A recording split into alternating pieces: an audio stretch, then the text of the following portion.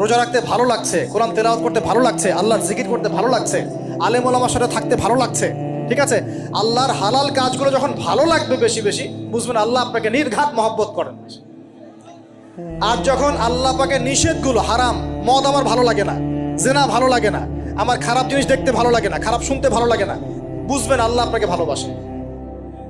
আর যখন দেখবেন খারাপের পিছনে আপনার ঝোঁক বেশি, দুর্নীতি করতে ভালো লাগে, সুদ খাইতে ভালো লাগে, ঘুষ খাইতে ভালো লাগে, কাউকে ঠকাইলে মনে হয় আমি স্মার্ট হয়ে গেলাম, হ্যাঁ, মানুষের টাকা আত্মসাৎ করতে ভালো লাগে, নামাজ না পড়ে ঘুম দিতে ভালো লাগে, ঠিক আছে, রমজান মাসে বিড়ি টানতে ভালো লাগে, ঠিক আছে, মেয়ের সাথে যে টাঙ্কি মারতে ভালো লাগে, তখন বুঝবেন যে আল্লাহ আপনাকে এখনো ভালোবাসেন, বা আপনি আল্লাহর ভালোবাসা পাওয়ার যোগ্যতা হারিয়ে ফেলেছেন।